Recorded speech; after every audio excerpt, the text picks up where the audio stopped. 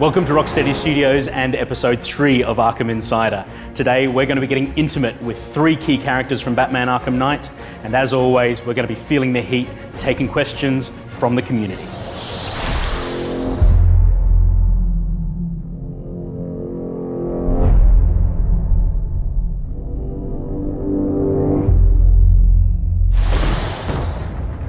I want you to imagine a city.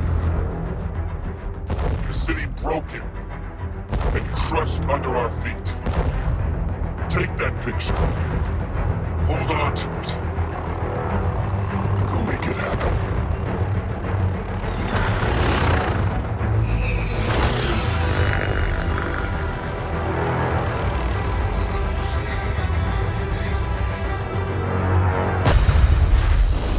And here we are once again on the world's most comfortable couch. This time I'm joined by Rocksteady's lead character artist, Albert.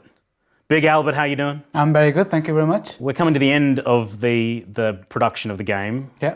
You're looking pretty relaxed. You feeling good? Yeah, I'm feeling good. Yeah? Bring it on. I said bring on the next one.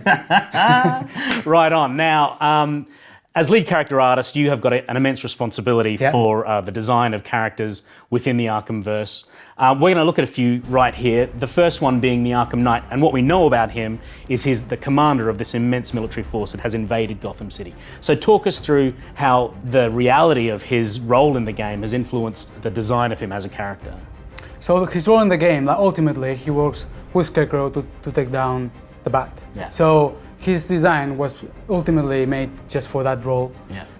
Obviously, he's got a very military look to him. Yeah. Like he's got the antennas that reflect the bat ears. Yeah. It's kind of a mockery of the Batman. Uh-huh. He can pull it off as well. He also has this visor that has all sorts of information about what's going on in the city. Okay. You know, like It's like a heads-up display within his pretty much, visor. yeah. There's a map on the forehead. Sweet. He's got like a little other one there with all the drones that are tracking everything that's happening in the city. Yeah. So that's his role. Right. And on the other hand, he's also a very military dude, right? So he's wearing this camouflage, and that's like it's being cloned to the whole of his forces. So Right.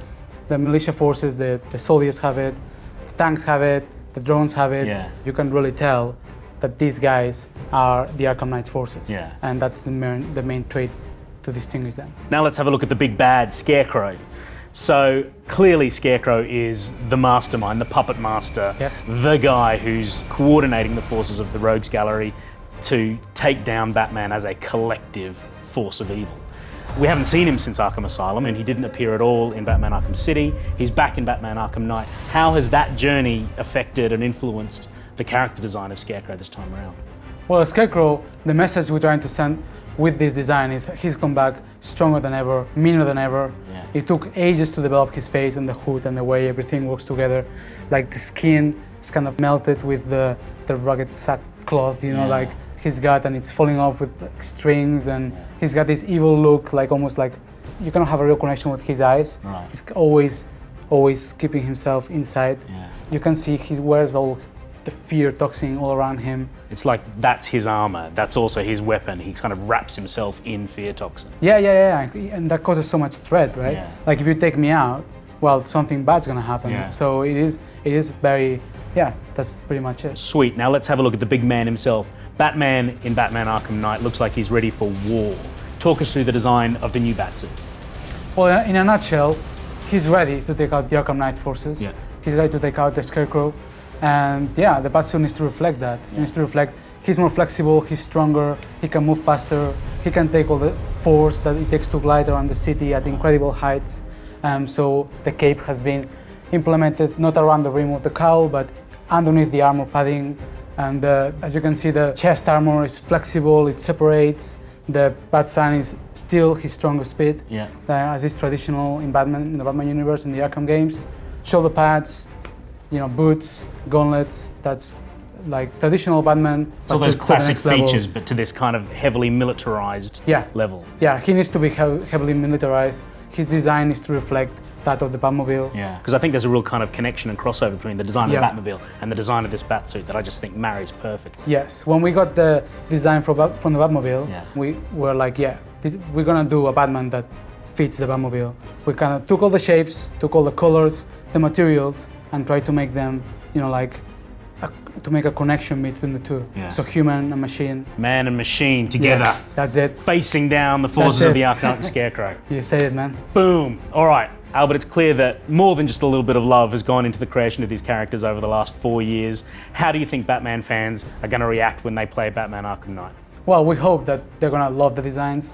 We always watch for what they say on YouTube, what they say in the forums, make sure that all the feedback is addressed as much as possible, because they are the people who know about Batman, right? Yeah. So I just wanna make sure that everything is good with them, it's good with us, everyone's happy. So yeah, 4 years, this is it. A whole lot of love. Yeah, a whole lot of love, man. That was Albert, the character king, here at Rocksteady Studios. We're joined once again by Ian Ball, lead designer. Of course, Albert is back. Question number 1 comes in from Brandon. Boom! And he asks, does the Batmobile get its own talent tree, like gadgets and physical abilities? Ian, this sounds like one for you. It is, and the Batmobile does have its own talent tree. You can upgrade the weapons, you can upgrade the different systems inside the Batmobile, which will allow Batman to eject higher and further out of the car quicker. Nice. Fire more weapons, upgrade the firepower. There's loads of different upgrades for the Batmobile. Just like Batman himself, the onboard weaponry, all of the systems, they've all got their own development trees. They do. Number 2 comes in from The 10th, and they ask, what was the hardest character to adapt/design for the next gen graphics? Albert, this one's right down your street. I would say that was Poison Ivy. Okay. Getting that design to work in such realism, and then trying to get the subtleties on the skin and just trying to get that beauty and transferred into the next gen without, going too crazy. It was a real challenge. And it looks awesome. Thanks. Nice job. Question number 3, Headby asks, what was the design and decision-making process for the looks of the characters? Normally it starts with going to the design team and the script team, Yep. just seeing what's going on with the character, what story is behind it, what details can we get. Then we meet with the art director and we try to squeeze as many thoughts as we can, work on, like silhouettes, work on details, and then once we are hands-on, just keep on iterating through the character until the project's over, pretty much. Because you guys you've been polishing for what feels like years now. Yeah, it's been a long process. Nice. Tagger 101 comes at us with this. How hard was it to find a balance between Batman and the Arkham Knight ability-wise? Ian Ball. Batman and the Arkham Knight are very evenly matched. It's like the immovable object and the unstoppable force. They're clashing. Batman's got the Batmobile, the Arkham Knight has got his whole military force behind him. Something's got to give, but which way is it going to go? Thank you very much for hitting us with those. We will get around to answering each and every other question that comes in as soon as we can. I wish we could do this all day long, but we can't. That's it for this episode of Arkham Insider. Let us know what you thought down in the comments, and we'll see you next time. And until then, be the Batman.